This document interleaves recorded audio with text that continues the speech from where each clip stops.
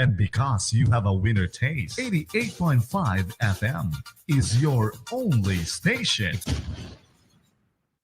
I give myself. He heals the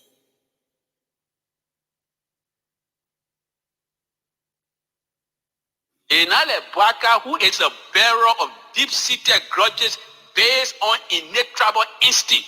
Bwaka is a bearer of grudges. That's why today he's fighting Kofa. Kofa is not like that. He's a decent man. He bears no grudges in his politics. He is magnanimous in his goodwill. You interact with Kofa, you have issue, he will tell you. Come to his leadership. Competence is what describes his leadership. He is a very competent man. He chaired the Liberty Party before he got agreed and associated with the CDC. Legally, he is very, very astute. CPP and ANC. exactly. And they are only around the woman and destroying. They are around this man as he both spiritually and physically. Worker will do nothing tangible because they don't want you to succeed. Except in 2029. I'm sorry for Kun. Kun is a potential leader they see. So they're blocking him. They took all the ministries, all the public corporations, and they gave MDR one ministry labor. Kun himself to putting people all over the place, even without asking me, say, Papi, give me 4% to help. No, you're not doing that. Mm-hmm. They are filling all the positions. Mm-hmm. And as yesterday, then they want call my pen. I think it is a dangerous irony that a man who was born in Sevelu, Mr. Joseph Bwaka, born in Sevelu, having gotten elected by a narrow victory, he will not focus his energy on reconciling the country, uniting the country, and he will take a frivolous lawsuit, not just to honor court Councillor Kofa, but to honor man Liberia hard-earned democracy. I think it's dangerous. I think it will basically say something about Bwaka as somebody who is a divisive character. Because, brother, at this current stage, anybody who has an optical vision for a better Liberia, what that person will do is two things critically. The first thing you will do as somebody with an optical vision for a better Liberia, you will, at this stage, draw a table of reconciliation and say, look, can we bring this country together? You do not bring the country together when you start to ask questions, whether they men are citizens, whether they men are citizens. You do not bring the country together when you say, whether they men are Congo men or they men are countrymen. This is the earlier stages of Bwaka insertion into politics when you started calling other people Congo. Now he's looking for somebody who is Liberian, who not Liberian. Especially when he's questioning a natural-born Liberian president. Fonati Kofa, a natural-born Liberian. And here is the irony of the entire situation. Fonati Kofa got confirmed in a Senate presided by Mr. Bwaka as Minister of State. And there's one thing about the foreign media, which they do a whole lot. The foreign media have this concept. They will support their host government during crisis. Most maybe other little countries, they say, oh, you must be new. There's no neutrality in journalism in these big countries when it comes to their national security. Forget about neutrality. So it's all about patriotism. So for me, I understand it. They are controlled by interests. I hope and pray that sometimes you are lucky you find one journalist that says, okay, great. I don't like Mr. Taylor, but wait a minute. There are some questions that must be answered. Okay, you said Mr. Taylor is guilty of this. Well, bring some evidence to us. This, I think you are lucky sometimes, but I'm not surprised. I don't feel bad because I think they work on interest. I was not held in the United States for any crime. Extradition, the only thing that has to be determined in the case of extradition are two questions. One, is there a treaty? If yes. Two, if that person is returned to his country, would his rights be observed? Those are the only two questions. I do not think the United States was comfortable with me returning to Liberia. And I was held in a maximum security setup. And I was not a soldier. I've never been a soldier in my life. And a lot of people helped me to get out. Mr. President, would you like to visit the U.S. again?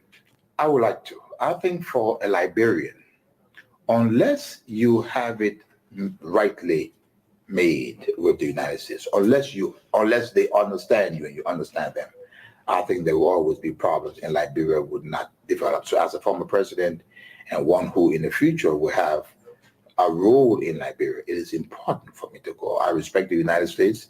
It's the world's only superpower.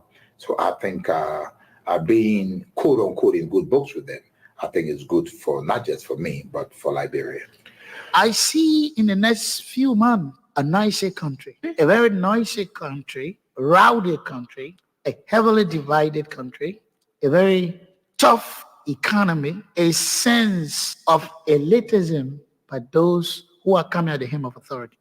The coming in of the Unity Party is going to multiply the economic woes, the economic conundrum, the economic quagmire, the suffering of the Liberian people is going to multiply. We are not prophets of doom, but the reality will come. Okay, thank you so very much that you join us again. Let's go through the acknowledgement as quickly as we can. Time is of the essence. Let's say good afternoon to you and thank you so very much that you join us this afternoon. Ibrahim Abu Sharif, you've come on from Painesville. Ahmed Mohammed Takiyo, you've come on from Vitan Community, Kakatat City, Magibi County. I hope you are faring well.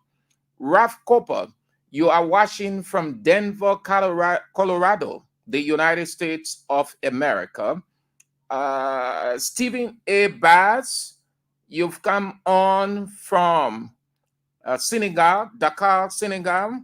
Hope that you are faring well from where you are. Thank you ever so much for joining us on the show. Solo Wat Corsia, you've come on from Gardnersville, New Georgia Estate.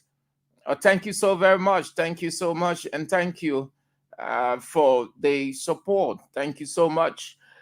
Jackson C. Pony of Iron Fabric Block C Community, thank you for coming on. Fatu Konen, you've come on. You say you are watching from Kakata City, Magibi County. Thank you. Hope that you are faring well, Fatu. And that's Bility Fofi Seku. You've come on from Zozo, Lofa County. George Wuleto, fine name, Wuleto.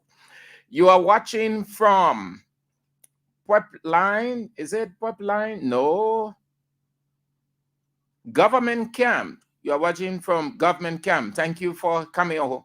I hope everything is okay from where you're in. Michael F. Paul, you are following from St. Paul Bridge Community. Alfred N. Nimlin, you've come on from Johnsonville, Florida, the United States of America. Good to have you on. Sam Weir, you are watching from ELWA Junction. And Heron Laporte Dext Door, you've come on from Logantown D15. Liberian journalist Rufus Divine Brooks, you come on from Iron Fabric Block C, Block 13. Thank you so much, as well as Rico, the chairman of Block 13. All of you have come on the show. Thank you ever so much for joining us this afternoon on the show Real Talk on Kings 88.5 with me, Sam Andrews. We've got the issues to talk about. We acknowledge you as you come on, like Kelvin Tia Jr. Just come on from Johnsonville. So we start as usual. Until the situation there can come to an end, it is a topical issue and the atmosphere is topical. So it will be hard to just leave the legislature except something stronger than what is unfolding at the legislature comes up. Then probably there will be a little distraction. But until then, it is the topical issue, the quest or the battle for the removal of the speaker. So let's start from there. Moses Lake, you've come on from Kakata. Good to have you on. Era Ngafwam from Virginia City. The battle to remove and retain the Speaker of the House of Representatives is raging on Capitol Hill. The atmosphere is tense from the point that the two blocks or the two warring factions are battling intellectually, legislatively, using the rules, and every other political variables. Anti-COFA faction and pro-COFA faction will convene separate sessions on today, Tuesday. It was up to the time I was getting ready to come on the air, it was 43 against 30. And that number, it is my understanding, has fluctuated if it hasn't fluctuated. But what I gathered, the number 40 is decreasing. The latest I got, 38. Another thing to put this in context, there is the likelihood that the speaker, Fonati Kofa, will stay on. And there is also every probability he might not stay on as Speaker of the House of Representatives. The Clarence Garr session or fashion seems fixed, with those who had earlier backed off for whatever reason or reasons are now returning to, in their words, complete the mission against the pro-COFA number that is plummeting. So that is what is unfolding. They had two separate sessions today. Now, yesterday, I gave a definitive position, and that is my candid position, unwavering I am on that it is not solely, that could be one of the reasons, but the audit, it's not solely the reason these guys want to get Speaker Fonati Kofa out. And I lay a couple of points today. That was in the House, the Kofa's block. It was on the floor. It came up from two of the voices of men supporting Kofa. One of them, Representative Bernard Benson, or DJ Blow.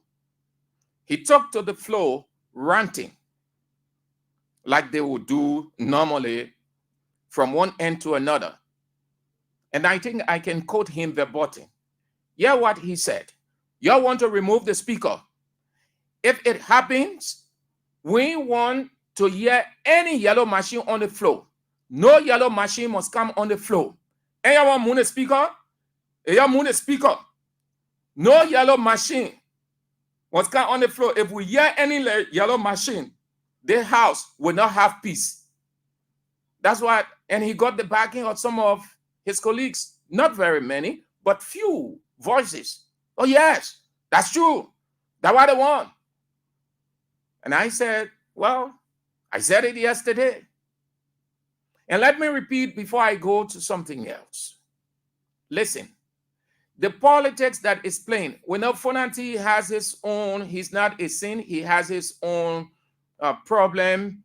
He got his own errors, his own human error, his own walking errors. He got a number of things. And I can rule out 100% everything they brought against him has been untrue. No, That would be foolhardy on my part to say that.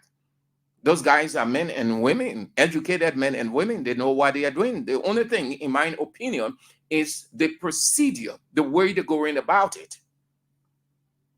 But it is not only the audit. Like I said yesterday, every hidden agenda has a cover-up. That cover-up is what they present to the public, or make you to feel. It make you to feel like it doesn't exist. Just as Satan will make us to feel that he is a figment of imagination, that he doesn't exist. But he exists with his plan. So anybody carrying out a sinister motive or want to carry out a sinister motive, they will not come and say, this is what we're going to do and how we're going to do it. They will put something up front that will really distract you or appeal to your conscience. That's how it works. And at the close of the day, they win, or they get their plan achieving. So when DJ Blue and the other guys kept yelling on the floor about, I told the people yesterday, and guess what? Let's see. I can say I want the speaker to stay or not to stay. It is not for me to make that decision. It is up to them. Our responsibility is to only analyze the issues. We look at all of the indicators, just at polls, and then give a position. But it doesn't say that is the finality, or that because we made this position, so it is the same with the House guys' decision. No. So I do not want him to move. Neither do I want him to stay. If he is removed, then he will have himself to blame. If he stays on, well, he need to have Tyree thanking God. But as it stands, things aren't favorable with him. It is possible that things might start to work in his favor, given how they're playing their cards presently. I'm not there. We do not know. But if he plays his card well, along with his colleagues, he might likely stay on. If he doesn't play his cards well with his colleagues, he might likely leave. But as the atmosphere is right now, the speaker, Fonatikova, is still on a sinking sand. Yes, he's still on a sinking sand. So that's what it is. The cash money giveaway I told you yesterday will be on the show this week, but continue to play on all the shows that the cash money giveaway is on. Play as many times as you can play. Don't give up. Don't hold the misconception that other people have had and living with, that it is a gamble. Even if it is a gamble, you gamble. Life is all about gambling. Life is all about the risks that you take. Life is all about taking a decision and then let people talk, but you move ahead. Moreover, we find ourselves in a society that the economy is dwindling, it's bad off, it's retrogressing. Suffering is the order of the day. So if you have an opportunity by which you can get fast, quickest, shortest cash in your pocket, you do. You play whatever the amount, if it is $2, $1, whatever the amount, you get substantial amount of money in your pocket. So continue to play. Play as many times as you can play on the various shows until it comes on real talk, so that you win real money. Let's move to let's talk about the opinion. One of the guys who had been following this thing, Ambassador Rufus Newville, will share his opinion. And I think he's right. The legislature, everything there is about numbers. Numbers. When you hear legislative politics, technically, you're referring to numbers. Now, he gave an insightful analysis, which is worth highlighting. Ambassador Rufus Newville said, listen carefully. He said, in 2017, he headed a team of minority lawmakers against the removal of the Speaker then, Edwin Snow Jr. They argue that there was no due process and that their colleagues were heavily influenced by invincible hands. He went further to say the majority lawmakers moved to the Unity Conference Center in Virginia, where they, who were supporting or supporters of Snow, then conducted business at the pavilion in Monrovia. Every time they met, he said, their number plummeted, while the majority number grew by the day.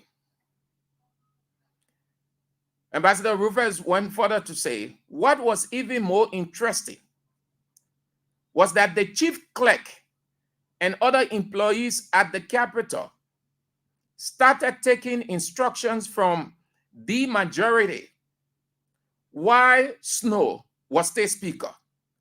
That means just as it is. Let me pause here so you get a picture good. What he's telling you by his right hour, in his right hour, the same that happened with Snow that got him out, the same is unfolding, except for few exceptions. Currently, what do you see? The Clarence Guard group, they are in a majority. And the speaker group, they are in the minority. The number is fluctuating. At one point in time, the speaker number will increase, and then the Clarence Guard number or fashion number will decrease. At one point in time, Clarence Guard group number will increase, and then the speaker number will decrease. So it's fluctuating. So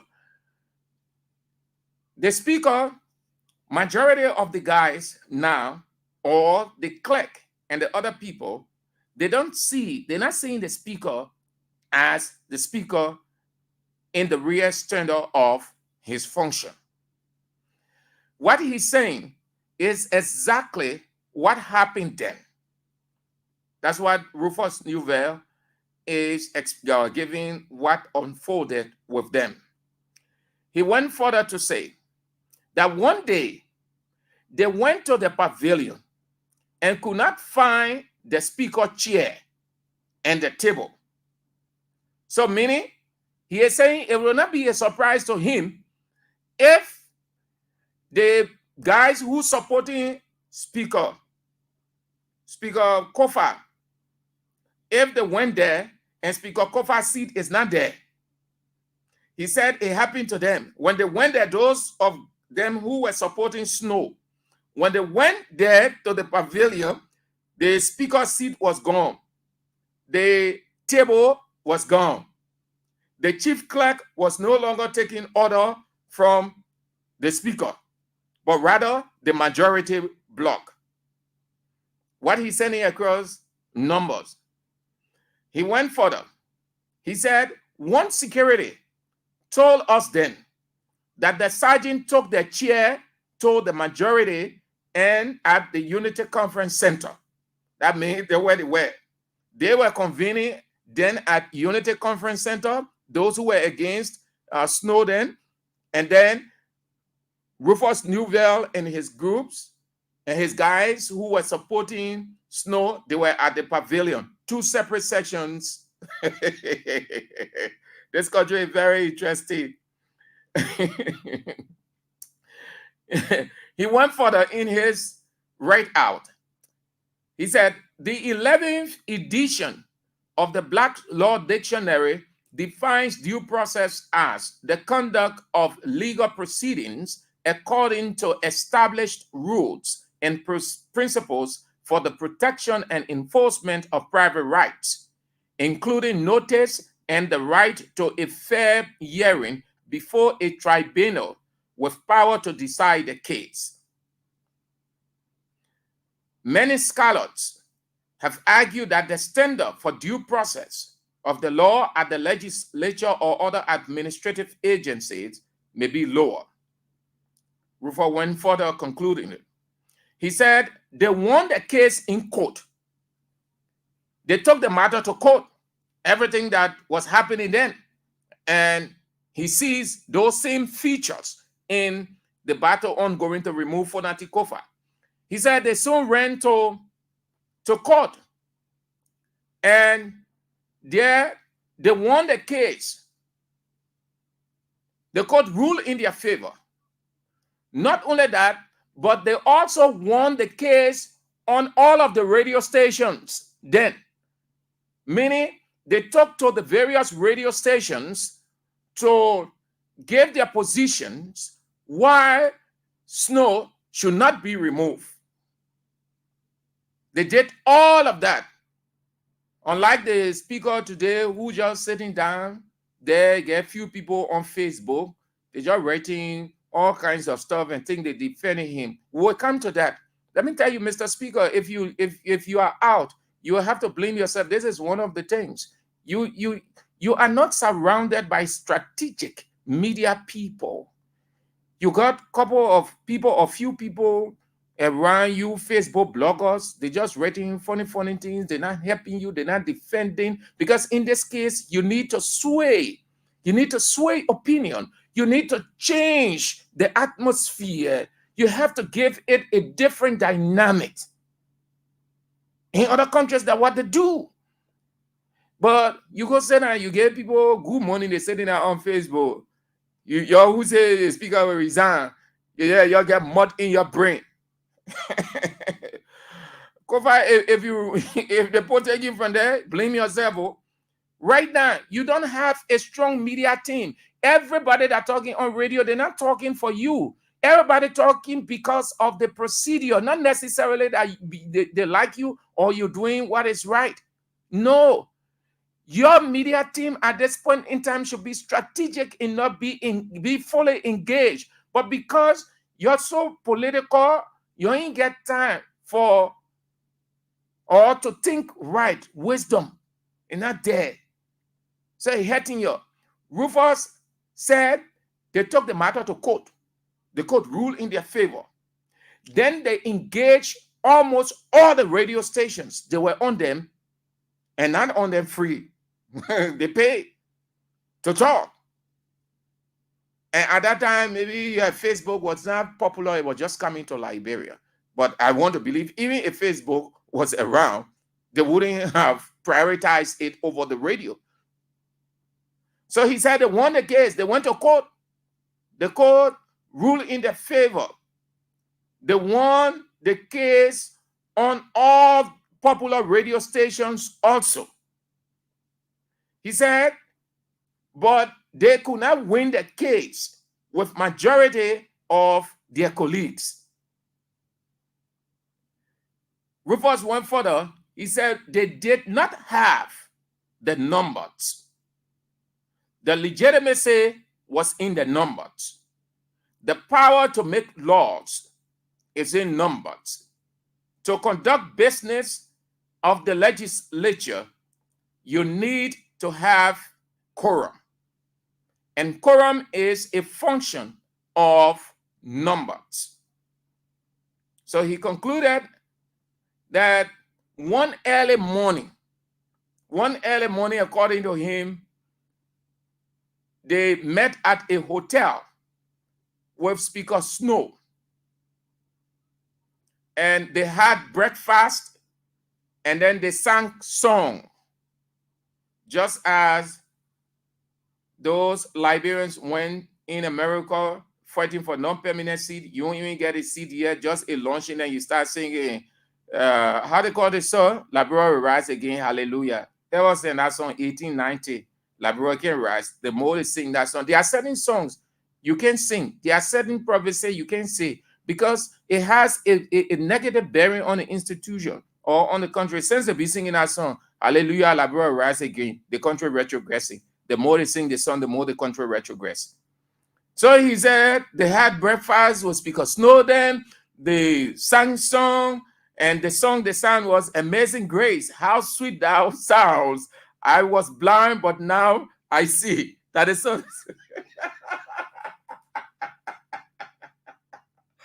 Oh.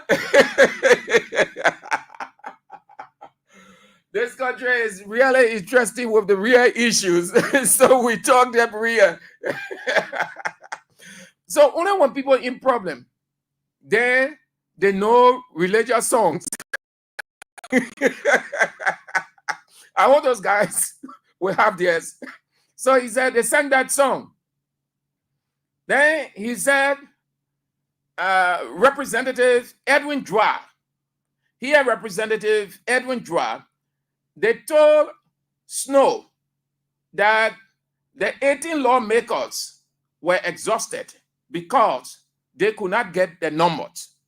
Meaning this is our limitation. We can't go beyond here. Because when you get a number, the people on the other side have the number. He said Speaker Snow resigned. After they told Speaker Snow, they briefed him. He said that Speaker Snow tendered his resignation. Over the hours, we've been hearing that debate running, people saying whether the speaker should resign or not. And if he resigned, it will be a disgrace. Yeah, so he said the brief Snow. The brief Snow. So Snow resigned the following day, and they joined the majority at the Unity Conference Center. After Snow resigned, he stand down as speaker. Then the defeated number went to Unity Conference Center and joined the rest there. But I don't think this is what he's saying it should happen here. So let's conclude now. He said in legislative politics, the side with more lawmakers will win at the end. The only way, this is the caveat he gave. He said the only way out for Speaker Fonati Kofa, the only way Speaker Fonati Kofa can hold on the office is to keep majority. He said this whole game of removing speaker, retaining speaker will end with mathematical calculations, and that is the numbers. And I can agree with him the more. If the opposing side maintains the majority or their number remains or increases and is fixed and they are determined, not wavering on their decisions, there is the probability that the speaker will be off. There where we are right now. We talked about the balance of power yesterday, how it's going to be if he's moved and other issues. We're not talking about that today. It's up to them now. If he is removed, fine. If he isn't removed, fine. But it's up to them. So the LHCC, very good piece, very good analytical piece, an insightful one from Ambassador Rufus Newville. Thank you for that. This is what we need in times like these. Expert opinions are needed. So to wrap up on this and go to another issue, the LSCC said it got several complaints and it started or open investigation into claims of bribery, that people receive money. Most of the lawmakers claim they received money. Some deny. One lawmaker said when he was signing for the money, his hand was trembling. My dear Southeastern sister, Dwight, thank you for coming on. Good to see you. Hope that you are faring well there in Minnesota, the United States of America. So he said when he was signing for the money, his hand was trembling. That is a confirmation that he received money. So the LSCC has opened investigation. Now, this thing is serious. It borders on the credibility of this government, the three branches of government as a whole. It also has a credibility problem from an economic standpoint in terms of getting investors to this country or encouraging investors or investors wanting to come. Investors don't get discouraged to come to your country only when you're fighting war. None of you should ever put on that. Investors can get discouraged when they hear of widespread corruption, when they hear of abuse of state resources, when they hear of all of those things. Even the way it is going at the legislature to remove the speaker, it could have a repercussion on Liberia, the way it is being done. Not that the speaker is there everlasting, no. But the procedure, the way it has been done, nobody is against them removing their speaker. They got the right. But the procedure is what people are uncomfortable with. People are arguing against the unorthodox procedure to get the speaker out. But it doesn't say that people are supporting him, that he is a saint, he should stay there. No. If he's removed today, another person goes there, the country moves on. If he stays, fine, the country moves on. But the way in which these things are happening, they also have the effect to discourage investors from coming to the country. So LSCC now will have to take it serious, conduct thorough, impartial investigation into it. It is obvious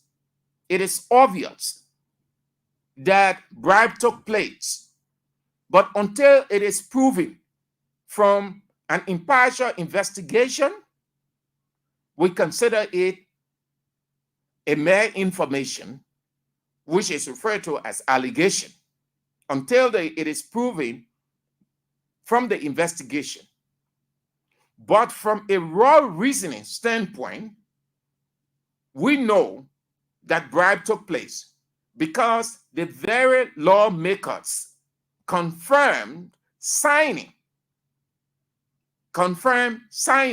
for 15,000 United States dollars.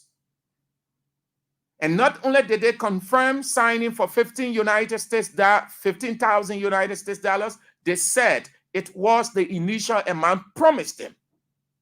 So based on that, they were convinced to sign for 15,000 with getting the balance after they accomplished the mission to have the speaker removed. So LSCC will not have to delay with this. neither will LHCC attempt to sweep it under the carpet. Why am I raising this early? Because we know what is unfolding, the source of that money.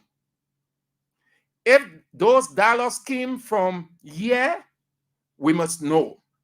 If it came from out of the country by gentleman agreement or MOU, we must know. It borders on the integrity of the government. It borders on the integrity of the legislature, both houses. It has the propensity to discourage investors from coming. Already, since the government took over 10 months now, no real investor, no real investment. That is why you see the economy moving the way it is moving. And that is a practical fact. What do you see and hear from government officials? They're only giving reasons. We'll do this. They want to be done. They want this. They want that happening. It's because they want. People say all kind of things. That's all you're hearing. Excuses. So LHCC, with all due respect, we trust you. Don't sweep anything under the carpet to protect anybody. If some of the money came from the executive, let us know. If some of the money came from outside, let us know. This thing is not solely about the legislature. It's gone beyond the legislature now. We just graduated, but we have not forgotten about it. That corruption with the former Commerce Minister, Ami Modar, the current LRA boards, Double Jala, and other people is staying on. Somebody is being protected. That one alone is a reputational damage for the country because Double Jala should be out by now, but he's being protected. And there are too many that we are aware of. This one, LHCC, don't prioritize the if you will put hold to all the other investigations that you are carrying out, you must put hold on it and fast track this, just as the GSC fast track those investigations and put those documents out, and everybody, the other one did it. Doing this government, they exploited the country, they took thousands of millions of dollars because GSC was fast in getting those documents out, even though they hid some documents because they know that one it involved the current regime. So LHCC, be fast to bring it out, let us know. And that will take me, as I conclude on this, to the two institutions that came out, so that I'll give you a chance to have your say. The two institutions' name came out. I'm not saying that they are guilty. No one is guilty until proven by a competent jurisdiction or investigation. Nobody. Those two institutions, LWSC and Transport. LHCC said that they receive complaints about them, that they infuse money. They contributed money towards the mercenary scheme to remove the speaker.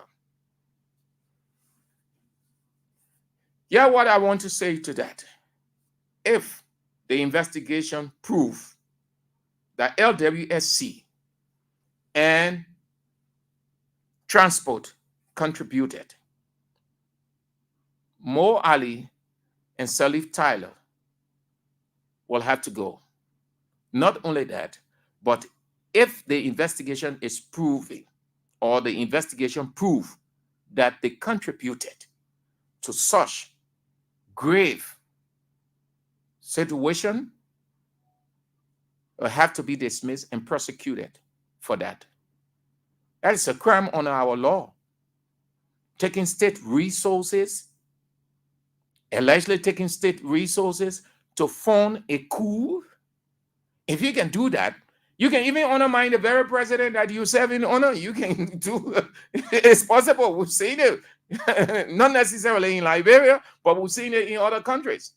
So he has to, the two of them, if if the investigation prove that yes, money came from LWHC and transport to remove the speaker, the two would not only have to be dismissed if this government is truly living up to what it says, no business as usual, no corruption, transparency and accountability. Not only would they be removed from the office, or they will have to be removed, but they will also have to be prosecuted for that. Okay. Now, something happened today at the love of money. The love of money. I call them the love of money because that's what they are being throughout the legislature. They have not been known for anything credible. Nothing. They abandon all their legislative functions. They fight over money. Greedy people. They say honorable, honorable. You know what honorable means? Let me share with you what. If you're in know, that is why you don't just say honorable, honorable. When you say honorable because of your lack of understanding of the honorific, so you would think that you're referring to the person, but you aren't referring to the person. And the person too, who does not know, would think that he's being exalted. No, everybody is honorable. Everybody. Honorability is not a title. Honorability is the work that you have been assigned or elected or given to perform. I'm sitting here, Sam Andrews, I'm honorable. Every person in this radio station is honorable. The janitor is honorable. The honorability, or the short form honorific, is simply is a reference for the work that you do. You can call a minister in the executive honorable. You can call a judicial person honorable. You can call a pastor honorable. You can call a market woman pushing her wheelbarrow honorable. You can call the street sweeper honorable. You can call the journalist behind the microphone honorable. You can call any and everybody honorable. It's because their job. You're referencing their job. You're saying that the job that they are doing is of prime importance and value. Based on that, you give them that respect. That's what it means. You're not honorable. Honorable is not a title. And you know that some of you senators and representatives, when people calling you honorable, they're not a title. They're not exalting you. It's just a reference for the kind of work that you have. So they respect you. So what happened today? Hey God. Yeah. Listen, I'm concluding on the one year. I beg you, please give me a few minutes. Then I'll open the line. Listen. Men of God, women of God, they are in time of crisis, the melting pot, the pacifier, the comforter, the intercessors, and on we can go. In times of crisis, people lost focus. They lost direction. Sentiment pops up. People say things, they do things. People are down psychologically. You remember one of the female lawmakers said she didn't know why she was signing, but she just signed. And after that, she soon realized that the way in which they wanted to move the speaker was wrong. So she wasn't part of it. Now, listen to that. In a sense, she was telling that psychologically, she wasn't herself. Now, beyond that, what happened? It started to play on her as the other people will give their version. So then there is the rift, there is the emotion, there is anger. People are venting. Temper tantrum is high. Watch the situation of the lawmaker. Go there. Watch and see. Just watch the atmosphere. You will see venting. You will see anger. you will see temper tantrum. So even if the speaker is not your favorite person, if you do not revere the speaker, but as a pastor, what do you do in such a situation? You are the comforter. You deliver an address that will bring comfort, hope, relaxedness. Why they go about? Reverend Alfonso Dean, or Duncan rather, Reverend Alfonso Duncan. You know what I meant today? Because when before the session starts, they will call the pastor to do an exhortation and then followed by prayer in the space of, I think, 10, 15 minutes. Now, here is it. You know why people lost positions? You know why people got into unfortunate situation, or people lost a job, or too many things happen? It's because of how you see a situation in times of crisis. Once you are not involved with that crisis, don't take a side. And let me say to you people, know it today. Once you are not involved in a crisis, you are not a player to that crisis, never ever take a side. Even if you favor a side, let it not be publicized. Let it not be known, because you can never tell. The table could turn either way. Reverend or Pastor Alfonso Donkey, they never deliver exhortation. You know the team they may give? He say, Pharaoh, let my people go. You find that in Exodus 3, Exodus 9. If you went in Exodus chapter 9, verse 1, you will see it. So I listened to the entire sermon. In essence, what he was saying was that the speaker kept the House of Representatives in bondage. He subjected the lawmakers, his colleagues, into abject poverty, widespread suffering, blatant disregard,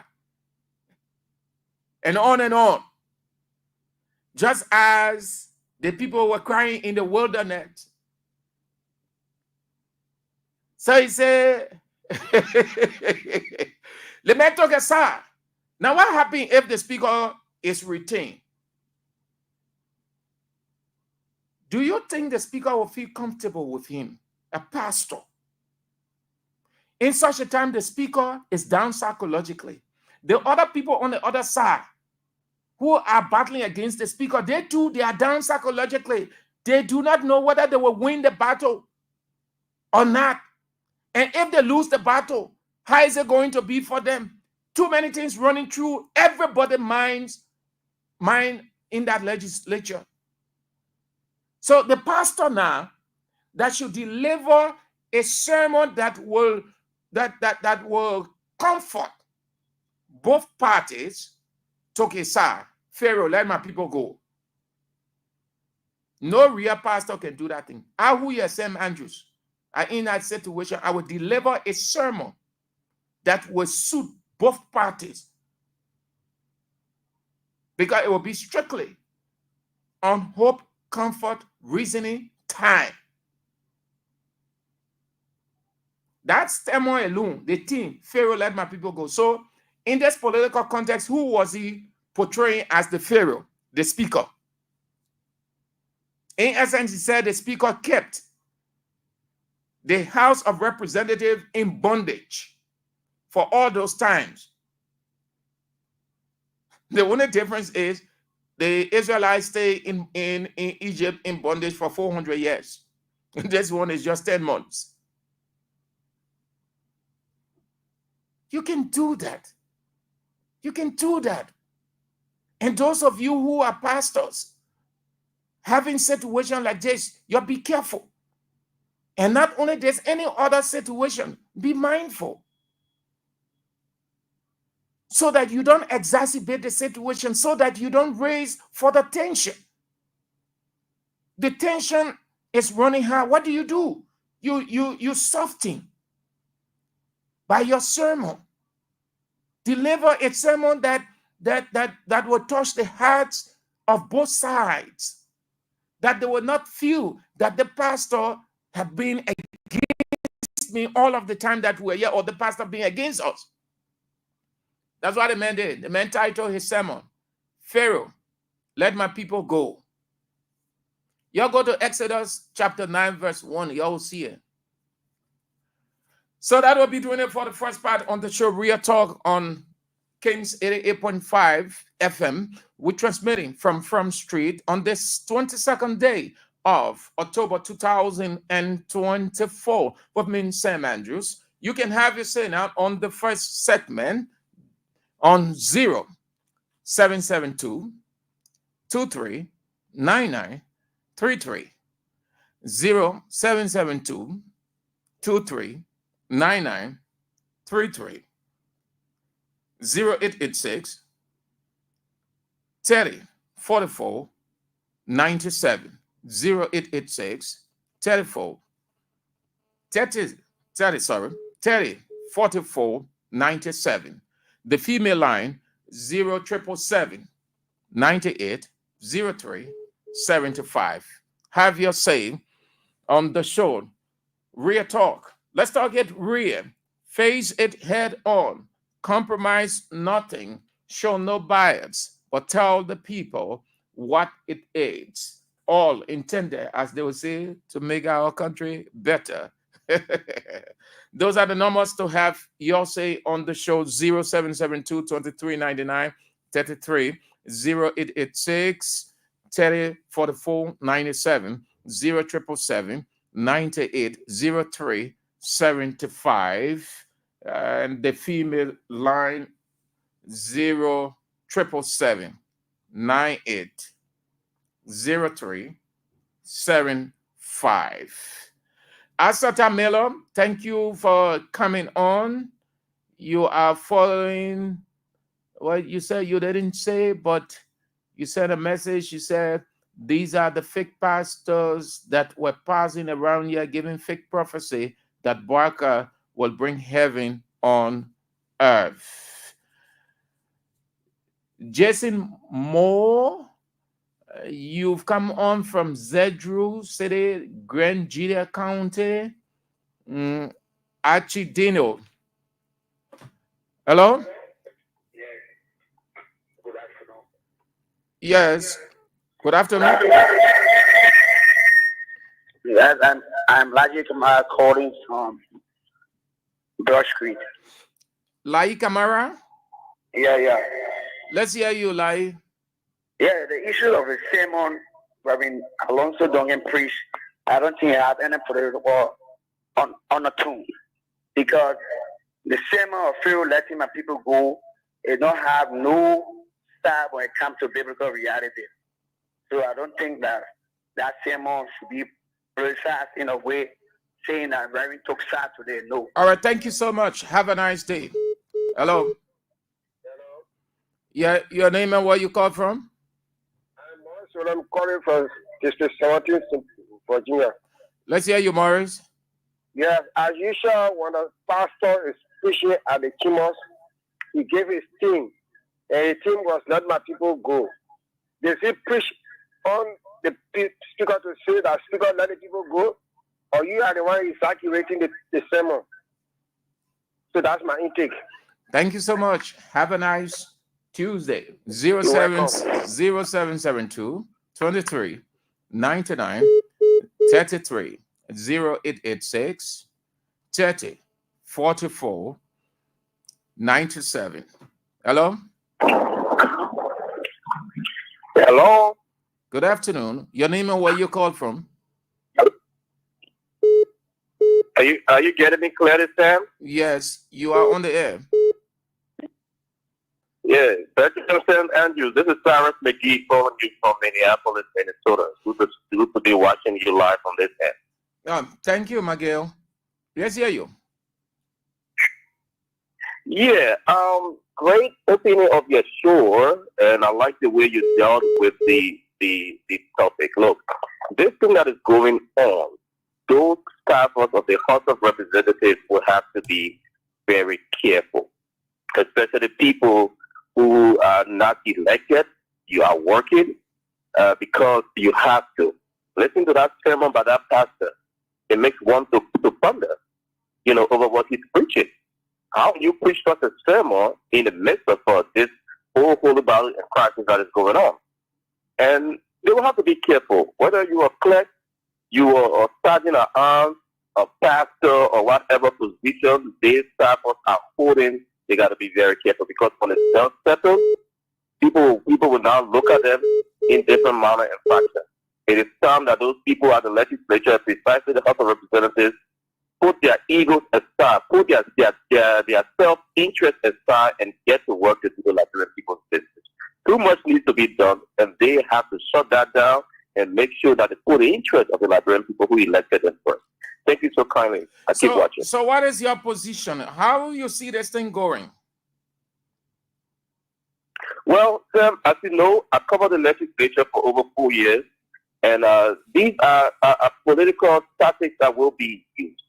I listened to Speaker Kofa. He talked about picking the court. I think that would be the best thing. The court will have to come in and interpret what should be done, whether there's legitimacy to those 43 people who are sitting in the John Chambers attempting to do the work of the Liberian people. They are not recognized. They have to make sure that they have one understanding. And like I said, the people cannot wait for all of this. And President Boyka is sitting surprisingly without making any public statement or whatsoever. People may say, oh yeah, the president should sit and let them fight because it's the legislature. By the end of the day, his legislative agendas will be put on hold, because if they cannot hold session under the laws, anything that will be done unlawful. I don't think the president would sit and say, oh, I'm going to do business with these 43 people outside of the official gavel of the House of Representatives under Speaker Kofa. We will continue to see what happened. We saw it happen with Madam Shirley. She was there doing business both with Tyler and the breakaway group. Every letter to the legislature was going to both, sections. And we saw at the end of the day, people felt that, oh yes, I cannot continue to hold the country at hostage, so let me just resign. Flo did the same. Tyler did the same. But Konati Kofa, be it as it may, he's a lawyer. He knows the law. He will want to test the law. And in his right, I will urge him to go ahead, test the law. If the law is not on his side, he will know that, yes, then I think I tested the law, I've been served justice, let me set aside because this is what the law says. But it's not time for him to just step away because, people want him to go away. No. So let him go on, test the law, go to the Supreme Court if possible. Let the justices at the Supreme Court decide on what should be the best way forward. There are laws at the House of Representatives, there are rules and laws. It does not surpass the Constitution. So let the Supreme Court decide by interpreting what they should do constitutionally. And if Speaker Kofa is out, he's out because the law says so. And if he's to hold on, he will probably hold it on because he went before the law and he got justice. So I urge him to do it. All right, Maggie. Thank you ever so much for calling in and sharing your thoughts with us. I appreciate it, man. Thank you so kindly, and keep up the good work. It's good to see you at my old home. There is no place like home. Kings FM, where communication will always be my home. Okay. Hello. Hello. Good afternoon. Your name and where you call from? Yeah, this is Charles Cooper. I call from Coffee Duboro. The chairman of the Conscious Intellectuals of District Number 4. Mm-hmm. Yeah, so firstly, we must register a few things. I think we let our lawmakers to work at our will and pleasure. And whenever they are about to take major decisions that will affect the country, they should be able to get back to their constituencies for consultation. So we want to ask them firstly, was their action sanctioned by their constituency? Like for our lawmaker in District Number 4, Marcus Thomas, we did not sanction that action. He is working at his own will and pleasure. You see, my brother, when you are a leader, you should be fast-sighted, you should be calculative. Those activities that they are carrying on, they are not the ones that are being affected. It is you and I. The nation is being affected directly. because they should have been discussing issues that will carry the country forward. But instead, you think they regard you people as constituents? And they are not there about us. They are always there about them, my brother. And Yeah, so don't complain on that now that they should have gone to consult you people. Not everything they will consult you guys on. We when the conscience in the letter of district number 4, we are mandating that Margaret Thomas first they recuse himself as the chairperson of the PZ Legislative Caucus because he asked for that session by the district. He's working at his own way and pleasure instead of working at our way and pleasure. So we are going to mount the necessary pressure in the coming days to have Margaret Thomas recusing himself as the head of the PZ Legislative Caucus. You cannot be the face of PZ, the biggest city in the country. Okay, and then there's a leak audio on you. Thank you so much. Thank you so much. Let me go another person. Hello. Hello. Your name and where you call from? I'm Samson J. Donny calling from 18th Street as well. Let's hear you, Samson. Yeah, my brother, thank you for the topic on the discussion. You know, the guys who call representative and what do you know, they are not there for us. That's the reason why when the kind of election coming, you hear that, oh, so person has lost a baby and the child so person. Because they do the kind of with the rest of things to kill and get to that kind of places. Get for those kind of better trading things. Why would you say that the man is doing bad, that you want to take it out? Then illegally you are taking money to take it out. Then you are doing the right thing too. Come to the pastor. That's the reason why today the brother moving forward. There's nothing that called in the country now that are moving forward now. Because all pastors now are joint politics. That's the time when you preach the kind of sensitive message. They are hearing other people saying why you say they don't speak about against the pastor. You say, but let my people go. That sensitive message they were directly going to the speaker in person on every one of them. When you tell to let the people go, fail upon the people in Ghana, slavery people work there in Egypt will all pay and put a lot of the people. That is how God dressed and sent Moses there for his people. So when you hear that comment from Moses to Pharaoh, it means that God has recommended for you to go take people from there. So what is Kofa is doing to the people in the house that you should let the people go to the pastor? That question going to hear. Getting listening to the conversation. All right, Chief.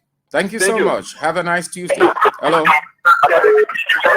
You want to leave your radio? Move away from your radio. Switch it off. I'm just doing that. Switch the radio off, and then you will understand yourself clearly. Hello? Hello, sir. Good afternoon. Your name and where you call from? Yeah, sir, this is Edmond. Welcome, man. The last time I tried texting you and I couldn't hear you, but thank God you're back. What's to the 1 hour lawyer station? Yeah, let's hear you, Edmond. Yeah. You know, let me first of all go to the pastor. You know, the pastor should have been reconciliatory. Okay, I hear people say, oh, when you say favorite go, they say, sometimes you just reasoning, you know. You are clearly telling the man, say you are all into bondage, and it is time for you to let us go. Clear. But in that instant, you should have been from both sides. Let it be preaching a message that will be reconciliatory. It could have been good for him, but that was not a good sermon. Now to Nouvel. Nouvel was right, you know, but the only diverse view I have there, at that time he is alluding to, we have security in the country. Mind you, we have 15,000 army or soldiers here, I think about 2,000 or more police here as well. They were training our security, and all security was in their hands. So that is a slight difference than there. But unless the one that we're talking about today is still there is no security, the country is fragile. Mind you, you see what's going on. They see time where they are training security in the heart of the city, talking about Operation Watch Forward 7. So meaning they don't even trust their own security. How it is. So what they are doing, they are taking segment of security to train that will be on their staff. You know, that they are going. And for nothing to survive, me, I'm sure that he will survive. But two things will happen. I mean, one thing will happen. The executive may feel that if we allow this thing to drag on when we enter December, come December 31st, we'll be submitting our budget. Who do we give our budget to? We can get a budget to the renegade group. The budget will be going to Fonanti. So, hey, the people that they be falling on their representatives that are part of this thing, say, hey, stand down for the sake of the country. After we submit our budget, when it is passed, then we can see what to do later. But what further you need to do, you need to have a year on the ground. You need to do the needful, as you are saying. Then you be more strategic to engage. The issue to engage is police. Thank you. Hello. Good afternoon. Good afternoon. Well, this is Training Morris, and I'm calling from the channel Grand Bassa. Oh, you calling from the channel? Okay, I can see why your line is cracking. But I will manage with you, because I'm following you now from the channel. And you already place it very well. You see the message, please, because I follow everything. The both group and the anti-speaker group, when the men of God brought that message, I know it is not family, it was not family at all. Against Christ. I thought the men of God who have brought a message even to conscious guys, the whole group to see how they can reason to be able to unify, to come together. But you are saying, Pharaoh, let my people go. Are you trying to tell me that the speaker is maltreating, ill-treating the people or the police? So that's the reason why he has not said to Pharaoh that more they have to go and deliver the people for a These things are not good in the religious sector. We should know at the precise time which kind of a message will be on the street. We are crazy people. I am a pastor also. When I lay to the men of God, I felt very bad. And I think these things are not good at all. We should be able to debate on this. We should preach message of unity, not a divisive message. So thank you for having me on your show, my brother. Thank you too for calling. Have a nice day there in Buchanan, Grand Bassa County. 0772 23 99 33 0886 30 44 97. The female line 0777 9803 75. That what aids unfolding at the House of Representatives, or the love of money.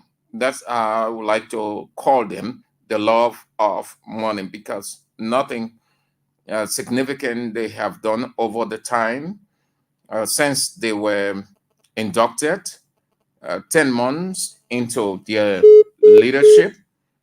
Nothing but money, fighting over money, justifying. So the only thing, the description for them is the love of money. They have to change their attitude at that legislature. They have to change. Their reputation is at stake. Moreover, they cannot abuse and exploit the people who voted them. They cannot. The people stood in long queues for hours. Some of them risked their lives just to get you guys elected. And the only thing you can give them in return, fighting for money. What a disgrace. What is a disgrace? Everything should be unto themselves. No reason why the executive has never ever respected, never ever fear that so-called first branch of government, because the first branch of government has always presented itself like a subservient character. You know what a subservient character is? Don't let anybody give you that description or use that on you. It means that you are living at the mercy of people. You're not independent. You don't get no ability, nothing. You're just there. So they don't put you around or chunk anything to you, chunk crumbs to you. And that's what the guys had over there. They fight for the executive crumbs. That is why the executive will just chunk money there. You think the executive should be doing what they're doing? Listen, in real legislature, I have not traveled every part of the world, but the little experience I have from other legislatures around the world, Oh, you see, man, you won't stay in that country. You won't be around that legislature. You see honorable men and women, what they call honorable men and women. The people, first thing first, integrity at stake. They prioritize integrity. They never compromise, rather, not prioritize. They never compromise their integrity. But yet the guys, they are sell out. That legislature is a sell out legislature. A sell out. The only thing the people are fighting for money. So you see what the people telling you? The people telling you, sorry for the expression, but the people telling you you're stupid. You're wasting your time, energy, resources. So they're getting fat. It's just like the maxim. It's just like this political maxim they have. They said majority elect the few, and the few betray the majority. The electorate in the majority. You see thousands of people gathered from 8 o'clock to 6 p.m. to elect 73 persons, 30 persons. The few, 73, 30. Then you got thousands of citizens all around the country, crippled, visually impaired, everybody normal, standing online, long queues for hours. That's what they're doing to you. You elected them. So the few betraying you. The concern about what can get into their pocket. The concern about how their daughters, their sons, you hear the people boasting, they put it all on Facebook. How the man say his son graduating from university, he gone there in no time. The other man say daughter graduating from high school, he gone. Whatever the country they can afford it. They're telling you that you're stupid. That's what they're telling you. Right before your eyes. The only thing they fight for, the only thing they prioritize, the only thing they're concerned about, money, money, money. They're doing nothing legislative to transform you. And some of you said yesterday that waiting 2029. That's nonsense. This is the time. What 2029? So you wait for 2029, five years or 2 months from now, before you that's when you want your life to improve. Oh, sorry to say, man. Then the guys are they are right to use you. That's what they're telling you. Look what they're doing over there. What kind of legislature is that? Junks. You see them all that, so they're honorable. Some of them in our house, they know nothing. Mumu lawmakers and Bobo lawmakers. They sit down there, their friends discussing issues. They ain't even know a fire above them. So why money will not float in that legislature when most of the people, they don't have integrity? They have never received 5,000 United States dollars before. They have never ridden a vehicle of the kind of vehicle they're riding now. They've never seen any one of those things. So have money. When you're vulnerable, when you are a subservient character, that's what you do. You give in. No reason why the other one say when he saw the 15,000 signing for a hand was trembling.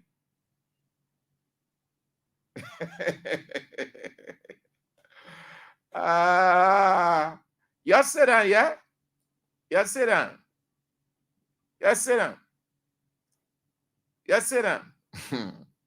Most of the guys, yesterday when I left, many people confronted me. Some of them, they are telling, oh, yeah, Semanjus, why you are talking at you? Even in our district, said, I ain't do nothing. Send him, I said, but why you didn't call to say? That's some of the things you will not look in the person's face and say, honorable, you doing nothing, yo. We just, since you got the seat, nothing. So when the people talking on the radio now, they say, that you may not do nothing. But you are not called for a mental hearing because you want a mental hearing. You say you can say, oh, that you were on the radio saying no thing about me. That one of the things in this country, I've seen that thing, I've heard it, I've seen it. You're not brave enough. You're scared. You don't want to say what is happening. So when other people talk now, when the honorable say, oh, that you're talking for me on the radio, you're going to the air, you're saying all kind of things about me, you're damaging my character. Say, yeah, honorable that there, yeah, but you are complaining. You are just being sycophantic. Continue to play the cash morning giveaway. It will come on. It's coming on the show shortly this week. The economy is hard. That's why I want you to continue playing. No one should discourage you. The economy is hard. To get money now is not easy. Businesses not running. Market women put their products out.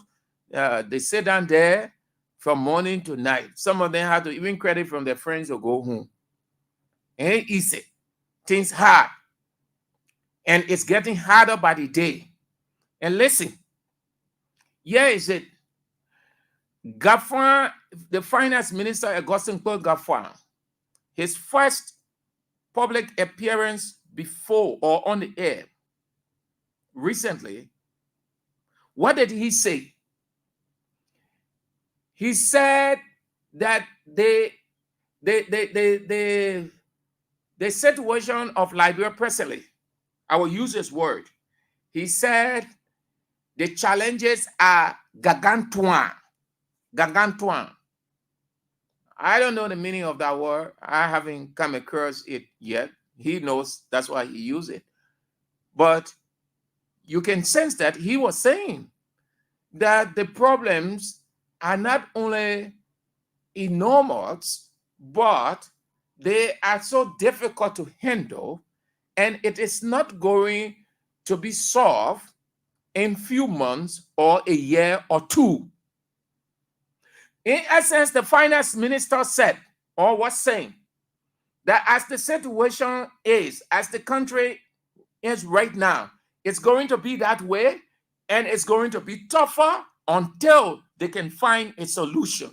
But right now, nobody should expect any real change. That's what he meant when he said the challenges are gargantuan and there is no quick fix. You go back, you listen to him. He said there's no quick fix. In essence, don't be too happy. And what you see happening when the government came, everybody started crying. It's not written on people's faces. Unity Party, CDC, ANC, MPC. Some of you who were screaming, shouting, grandstanding against people for Unity Party, you're complaining. You thought that everybody was going to stay on. And another one coming. Another one coming. The finance minister said it already. It's going to be tough. And you see where we are. The economy is hard. And it will get harder. Will there be a solution moving forward? Well, everyone hope for that. But until then, fasten your seatbelt. That's all I can say. Fasten your seatbelt. Everybody experiencing it. Even some government officials. And I think it is one of the reasons why the legislators are fighting for money. I think they are feeling the pinch too. They are feeling the pinch of the economy. I want to believe that's one of the reasons they're fighting for money. But the economy is hard, it's tough. What is your current condition economically? How are things with you? Has your life improved considerably from January till now? Is your business actually flourishing? Do you have customers flowing in on a daily basis? Look around. Just take a stroll around, see the Lebanese, the Indians, with those big businesses and medium-sized businesses and small businesses. They are complaining. Things are tough. A finance minister said it's going to be tougher. That's why he used that word gangantuan. You look up the word gangantuan. I don't know how to spell it. I can't remember. But I've heard him use that word whenever he's talking about a difficult situation. And I think that word points to a very difficult situation. When you are facing a difficult, very terrible situation that you have to scratch your head how to find a solution.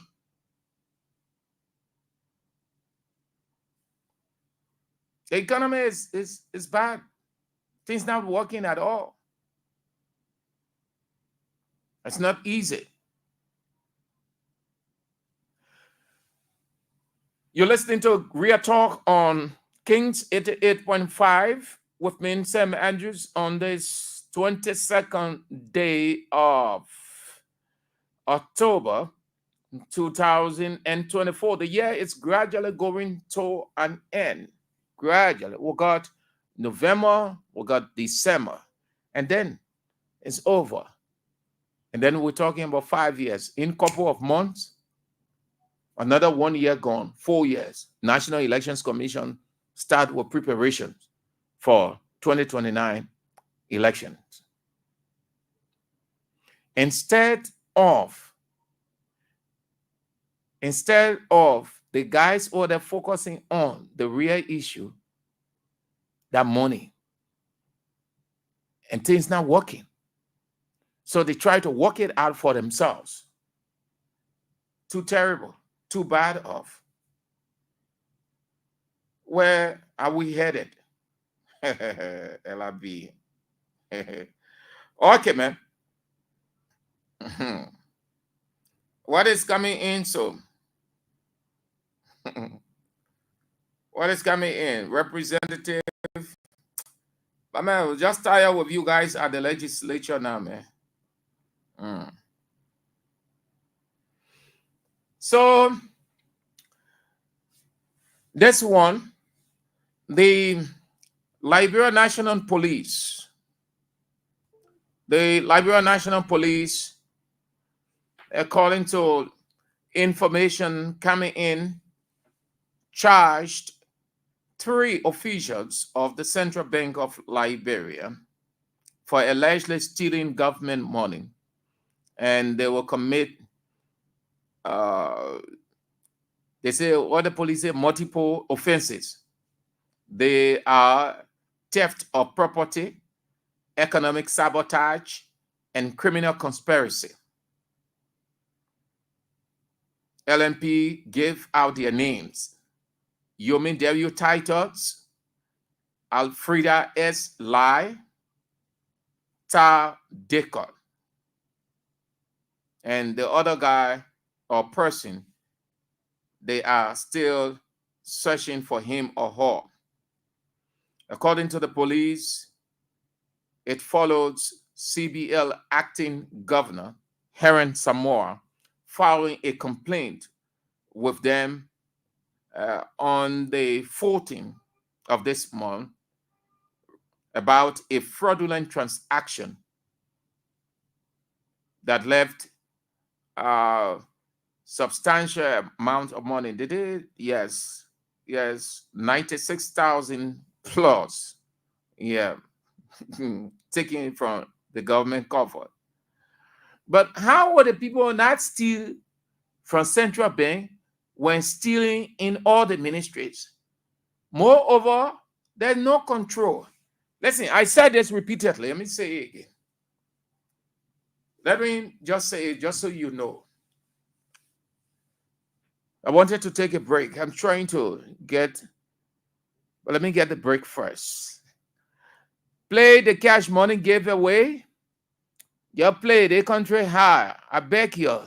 You play. Your play this week, it will be on the show. It will be on Real Talk so that you win real money. I want to get a break. Then we talk why the stealing all over the place and why the stealing will continue. Yes. You're listening to Real Talk on Kings 88.5 with me, Sam Andrews, on this 22nd day of October 2024. Okay, let's take this break. And when we come back, then we talk why. Why? Let's go African. We talk why the stealing will continue. We'll close on that. This is it.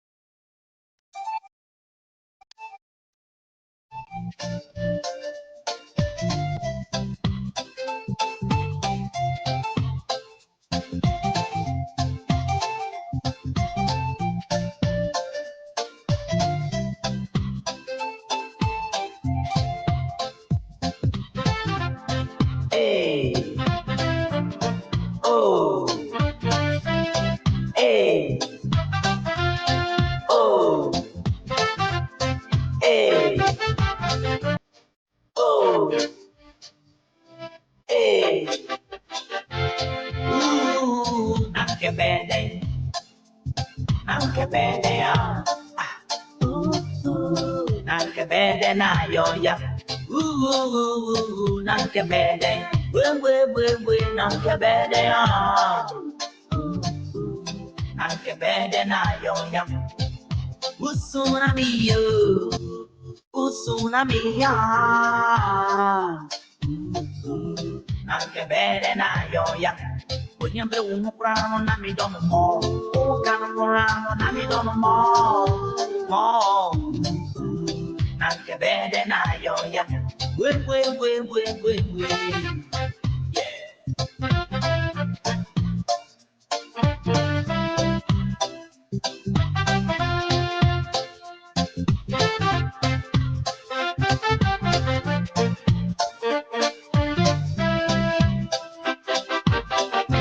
Opa mi penu wana menyania.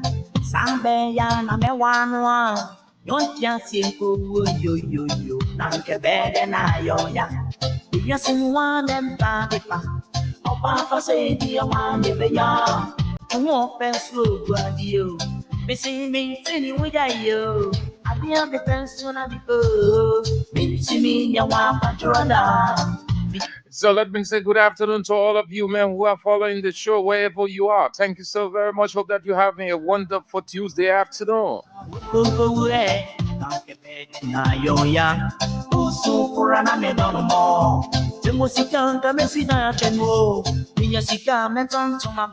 And all the football fans, this evening, top games on in the Champions League.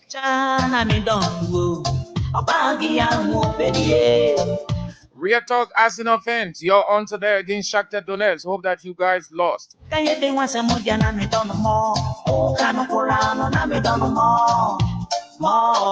And Real Talk Madrid fans, you're against Dortmund tonight. I hope that you people lost too.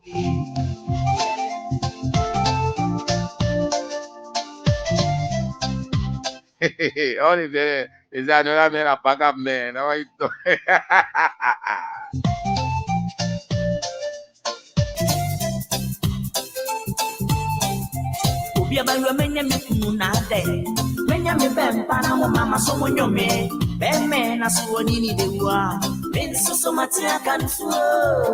Okay, time is of the essence. We have to go. So let's talk why stealing will continue to reign in this government.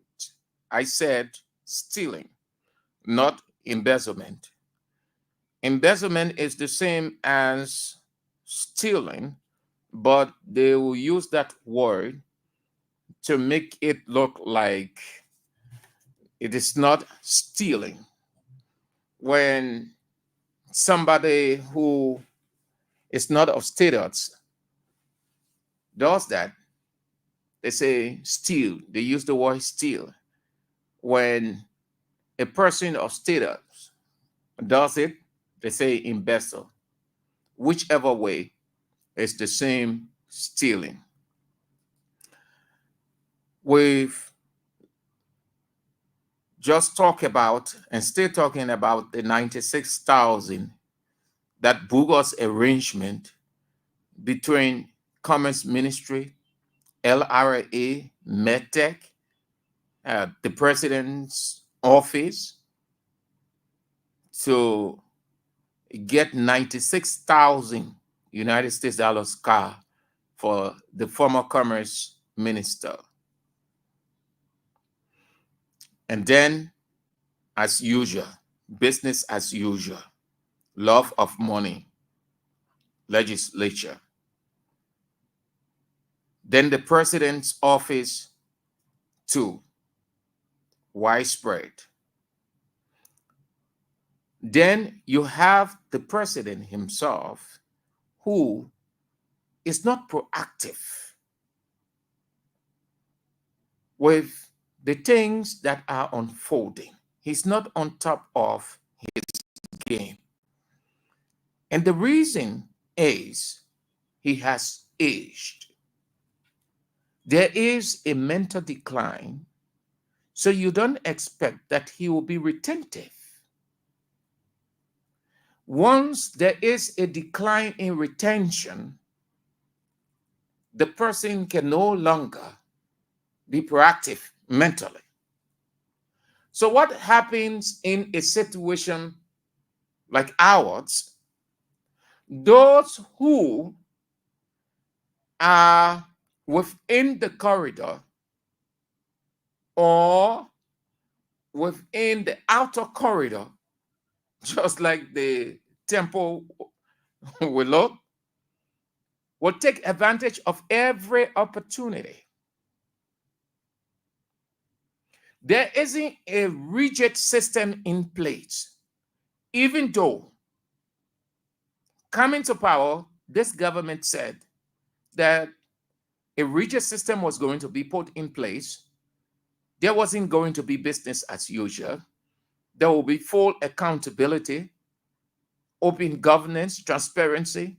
Nobody will pillage the comforts of the country and go with impunity. Everything that was said, you see them happening. And here is it. And this is not a credit for the former government either. But this is what I see, because I follow Liberia politics. So being here for a good while now, or being involved with this politics of Liberia, we understand the culture of Liberia very well.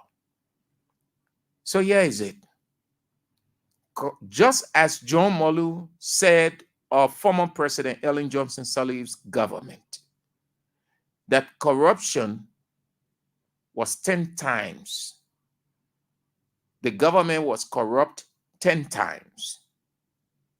Meaning corruption was uncontrollable. The president then, Sirleaf, did not have a grip on corruption. And so it was a field day.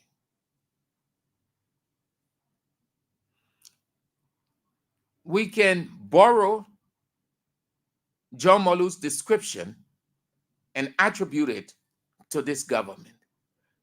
That corruption will be, and it has started 10 times. This government will be 10 times than previous governments. It is ongoing presently. Look around you. See what is happening. Every ministry, there's some kind of corruption. Every ministry and agency. You know why? Not only there is no control, but the overall boss is not fully in charge. But he's the president. He's in charge. But he isn't the one with the proactive mentor. He's not. He doesn't know. He's not on top of his game. So they will blindfold him with certain things. You saw what happened with the yellow machine? What did Mama Kability do? Mama Kability knew that she's close to him. She knew that he has age. Reasoning is his problem. He isn't proactive with anything. So she used him and he buy into it. And there are several we can go on naming that Mr. President buy into. They play on him. They bully him. Because he has aged. Corruption is growing. It will be like a mountain. And we heard that money allegedly came from 2 government institutions. This central bank thing, it was a calculated play. They know if you do thorough investigations, they know. In my opinion, this is a scam to just tarnish those people's reputation. But the hierarchy or people making up the hierarchy, some of those making up the hierarchy of central bank knows about this. Maybe it did not go well. It did not go as planned. So these people, they try to use them as sacrificial lamb. A thorough, impartial investigation will not indict these three guys only, or these three people, because I think one woman is amongst them. I saw Elfrida. So everybody taking advantage of the situation because they don't know what's going to happen next. So is when you're in a position of government, try the best you can to get what you can get now, because it is possible that you might be removed from that position, because the politics that is taking place now in Unity Party or in the government as Unity Party, let me say government as a government, but though that's Unity Party government, but I can elevate Unity Party. The stealing that is unfolding in the government now is on the basis of uncertainty of position. When you go to the ministry, you say, the white minister acting, acting will stay here. The white minister acting, you want to take me from my position? I've gone to a couple of ministries. You hear the people complaining, HR them. So those who are involved with finance, they will try their professional skill to get something onto themselves. And then the officials themselves, they too, they are pocketing. So the whole thing, no transparency, no, the manipulation going on in the various ministries and agencies, nothing actually working good. So people stealing, and they will continue to steal because the overall boss, because once the overall boss is now in charge, the rest of the people take advantage. Bwaka has aged. He's not proactive. Some people taking advantage of what they can get their hands on. Even if they are caught or if they are dismissed, they won't regret it. On top of it, the economy is hard. Certain group of people enjoying, few people enjoying. So everywhere they find themselves, they try the best they can to get something for themselves. And they are not wrong, because that's the situation right now. So they're stealing. And they will continue to steal. Because people in the president's office taking advantage of him, stealing, using him, giving him part of just cajoling him.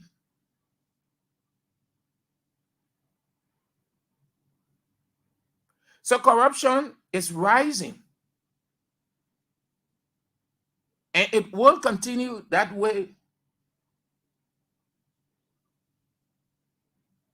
Look at the wasteful spending all over the place.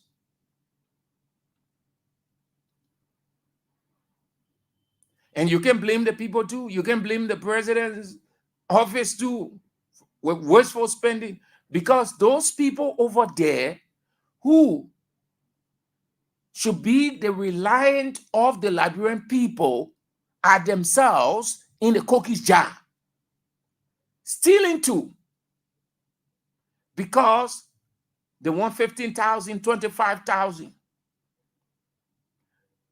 Look at what is happening. Look at the roads all over the place. The Southern there gave Mr. President 22 million. Because Mr. President said, no, the first thing he said, that he needed, I think, well, how many million? I think 44 million, something like that. Please forgive me if I'm not getting that figure right. But that was the first request he made. And the reason he gave was that if, for the love of money, don't approve that money, the government will have shut down. What real government I will shut down? Is y'all want to use those guys in Europe term? You know what I mean? When you say the government will shut down, what we get here? What happening here? Hey, when you listen to some of these expressions on BBC, they take it, Mr. President, they fool it. That's how they fool Mr. President. Say, tell the people if you get this money, the government shut down.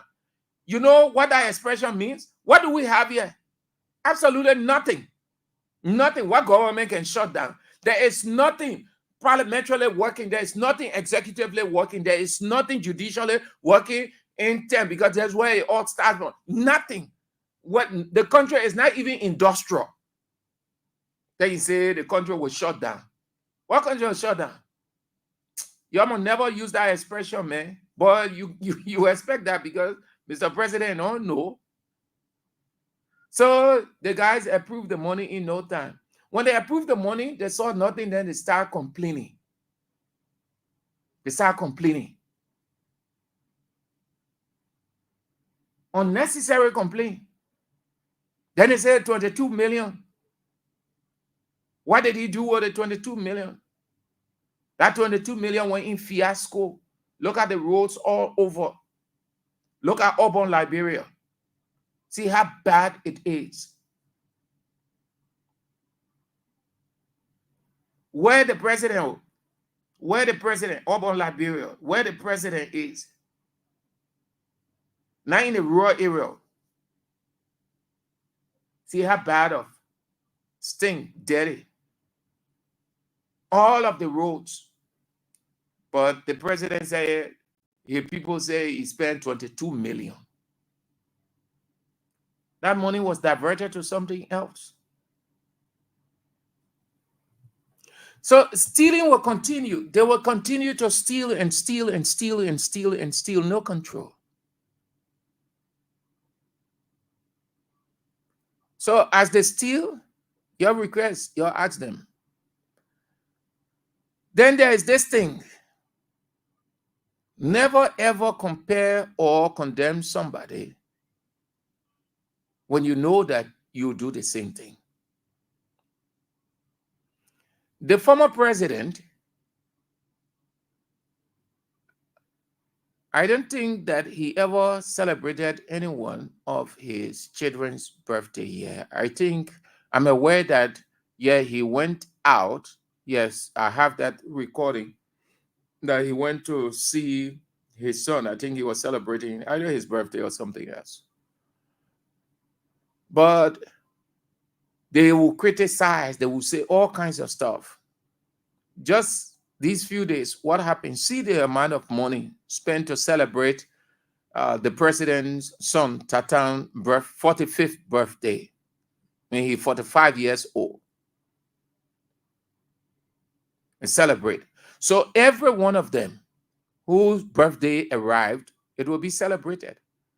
But these were the same people who will say, oh, Joe, I take the money, you go sit down over there. Oh, you go do the other one. Oh, you doing that one. You doing that one. You're spoiling the country money. Now, a certain group, let me say, I will not call the names, but I know. Because we hear them or say, the shame now. And they stay talking. They are still talking because they are shameless. Shameless people never stop talking, but they only sound like empty drum. They're ranting. They say, oh, you're using the country money, you damage the country, you use the money, the same thing Bwaga doing. But they will never, ever put on the ghost. So when it reach there now, then they can change their tongue. Is it? But I think they want, he should have done it. Oh God. you see how human being looks? They were testing the next person, they would say all kinds of things because they either against that person or they are not there. So when they have the opportunity now, the person who they were supporting doing the same thing, then they won't talk. See the amount of money they used to celebrate his son's birthday. Moreover, they were calling for a full appraisal of the former president travel here and there. Meaning, when the president travel, come out, they must know how much left from the travel, all those kinds of things. Then you should show it, the money using for travel, the budget, the time stayed, all of those things. All part of good governance. They were not wrong then, no. They were not wrong. All part of good governance, transparency, accountability. But today, check the number of trips that the current president has made. Who dare talk about saying, let's give the public a full understanding of the president's travel from a financial perspective, a breakdown? Do you know that you ought to know? Do you know that it is compulsory that you know? And do you know that they know that you ought to know, but they feel that they should not tell you? You know how many dialogues? Recently, he was in Rome. Everybody in the country must know. The same thing they say of the former president, and their argument was right, because it borders on good governance, open governance, transparency, and accountability. And that's the reason why they use the word rescue. Even though very many of the people don't understand that rescue. Very many of them don't understand the rescue. So I will talk about it. I will give you a little gist about that rescue. Nothing extra, but just the irony of the rescue. That's why I say many of the rescue people, you understand rescue. If they understand rescue, they will not be giving excuses today. They will not be begging or buying time. So the president will made a couple of trips, I think pretty close to 8 or 9. I think it's more than 9, 10. And so since he started traveling, nothing. That corruption right there. You can tell the people, when the president ready, he carries large delegation. They used to say the former president will carry 40 people. He will carry 49.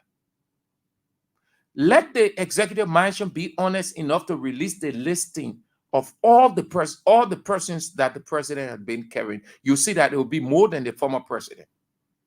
That's why I say corruption, stealing, will overwhelm, and it has started to overwhelm this government, because the overall boss is the boss, but isn't in charge. That means he isn't aware, because he has aged. He has declined in reasoning. At least to say to move, he sits one place. And they just tell him, we need to do this one. And you have to approve this one. They are using him. They are bullying him. So it's all over the place. Corruption all over the place, from the president's office down, and the rest of the people who are in those ministries, heading those ministries, see what they're doing. You're going to hear clash very soon. I'm telling you, you see it. It's between some ministers.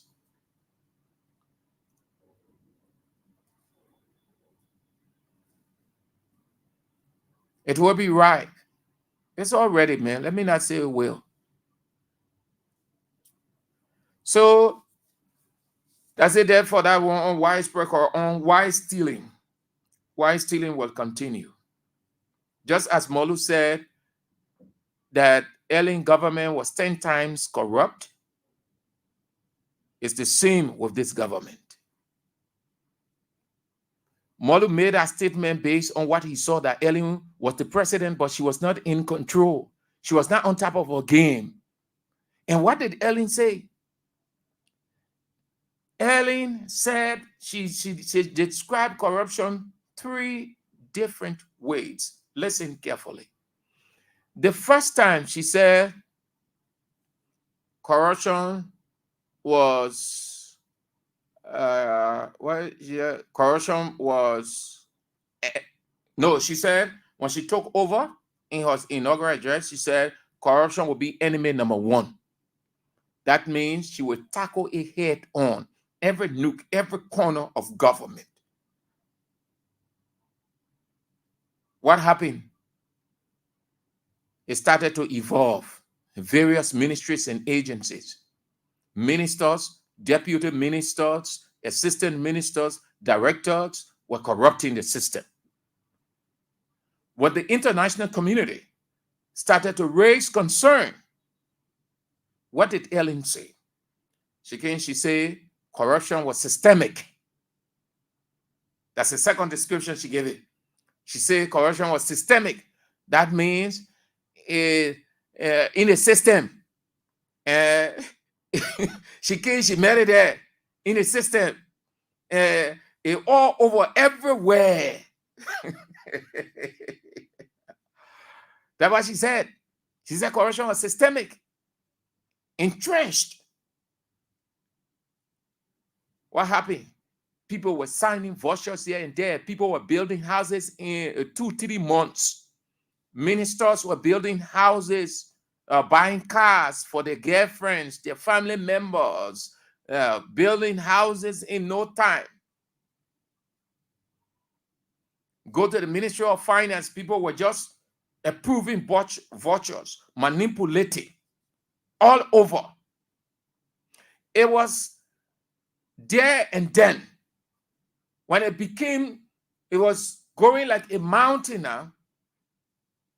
The international community, specifically our partner, the international community of EU, were told all of those people about corruption in Ellen's government. Then the American government started to release situational reports. What did they say in the last report, which I have?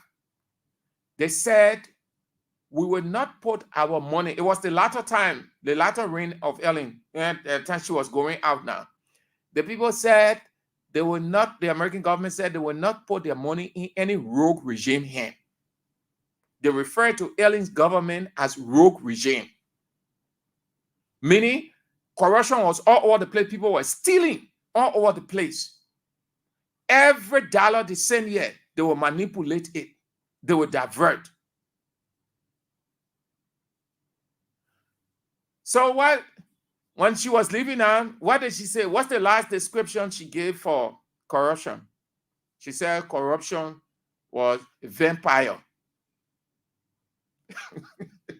Well, vampire eating all anything and grab it, eat it. Meaning, she referred to those people in her government and out of her government as vampires that were just sucking the money here and there at every ministries and agencies. That's why when the new government took over, or when the government took over after her, it was difficult to actually get started. Those are the 3 descriptions Ellen gave. Public enemy number 1, corruption is systemic, corruption, vampire. You see the same in this government. This government will not be able to control. No, it is overwhelming because the very president himself, his office is vulnerable. That's why it will be difficult. That's why stealing all over the place. And that's why things are hard. It's not easy. People can barely afford.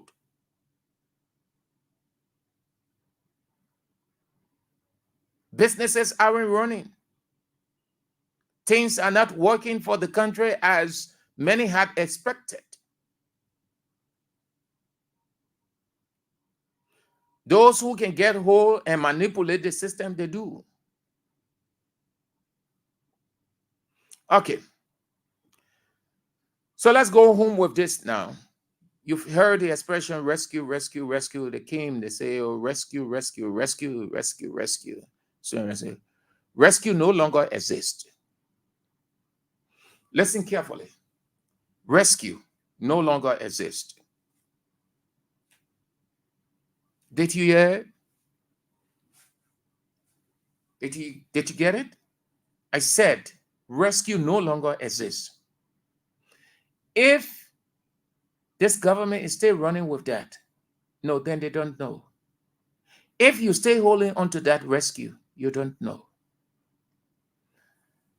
Rescue no longer exists. You should not even be talking rescue.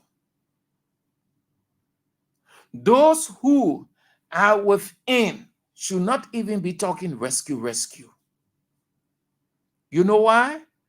Because you've rescued now. It was the trunk car you used to come in. Once you come in, it no longer exists. It finished.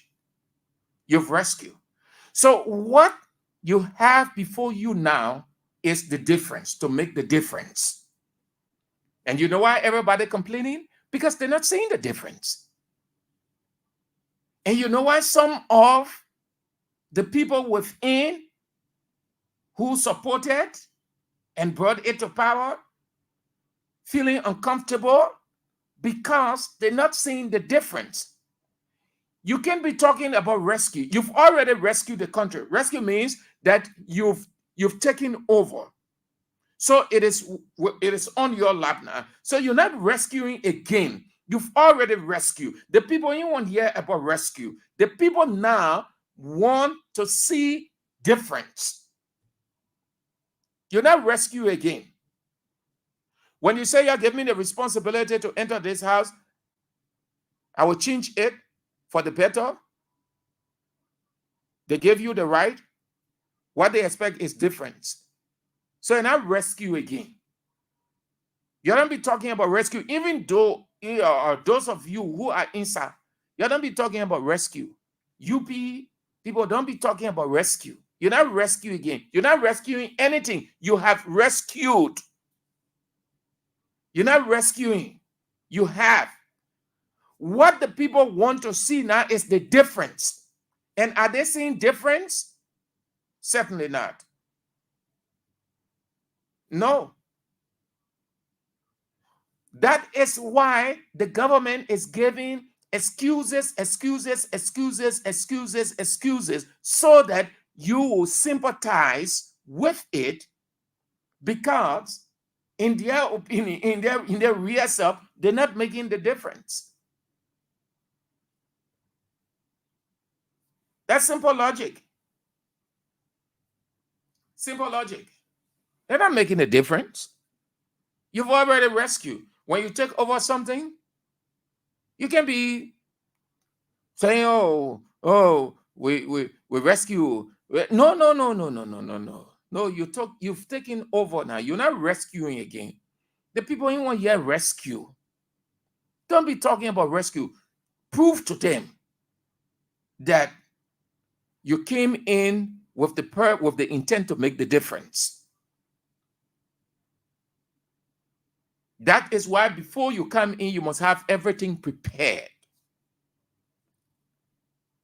They said the government they took over from CDC government, the argument was that CDC did not come with any blueprint.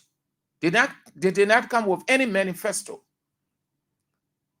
That is why they were getting everything wrong.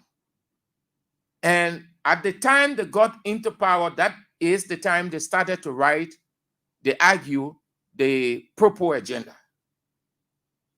Hold that constant. The same thing, Unity Party came in. They never had anything. They never came with any fixed plan. When did they start to write the arrest agenda? When they got in. When they got in there, they constituted a team to carve the arrest agenda. So what's the difference between the two now? You see that? That's Liberia right there. The same thing you accuse a person of, you come and do the same thing. So your proof now, your proof, it's not about rescuing again here. You already rescue. Let the people see the difference. You have the responsibility now. It's not an option. It's not a privilege. It's not an opportunity. It is an obligation to the people. Okay, time is of the essence. That's all the time we've got. But before we go, let's say again, don't forget, let's remind you, don't forget to continue to play the cash money giveaway. It will come on the show shortly. This week, it will get on this week. Play. No one should discourage you. Play as many times as you can play. It is the fastest, quickest, shortest way to get money in your pocket. It's not easy. Everything hard. So the people giving you money. Can you imagine? You lose. You play, you win. Then they give you money, 5,000, 2,005. Who you can stand in front right now in a country and say, yeah, I have this thing, man. I want you to give me 2,500. That person will not even want to listen to you. Will even walk off your presence, or will even cut the phone off. Because 2,500, though is in Liberty, and by US, it's small, but for our economy, that's good money. You win 10,000. Then you win a motorbike. And if you sold the motorbike, let's assume that you win motorbike and you sold it. And because they can give you the receipt. The last time I saw that, the cost of the bike was $950 United States dollars. So you just play $100. $100 give you 950, or let's say $2. Give you 950 United States dollars. Then you will not want to play. You'll continue to play. That's another way. That's the fastest way of the economy for you to grow your own economy. Make decisions for yourself. Get money in your pocket. Don't wait for government. Don't be complaining, oh, the people in TP, what that government or TP. That one you be waiting for. Do your leg cash, give away, play it. Don't get discouraged that if you play today, you win, or you play 2 times in a day, you win. No. Play as many times as you can play. And as many times you play, there is every possibility that you will win 2 or 3 or 4 times. Too many people have won 2, 3 times in a day, and they get good money. They got good money. So play, yeah? Y'all continue to play. It's coming on the show shortly. Don't worry. Yeah? As soon as everything is sorted out, then. Okay, this is how we go home, and time is of the essence. Thank you ever so much for being with us. We're back tomorrow, if God permits. Thank you ever so much. The news is on at 6 o'clock. Join us for the news. And then at 8 o'clock, the teacher is in with the show, Face the Issues. Face the Issues. So that will be doing it. Thank you ever so much. No, don't call. I'm not taking call again. This is how we go home. Thanks ever so much for following the show. My name is Sam Andrews. Shalom.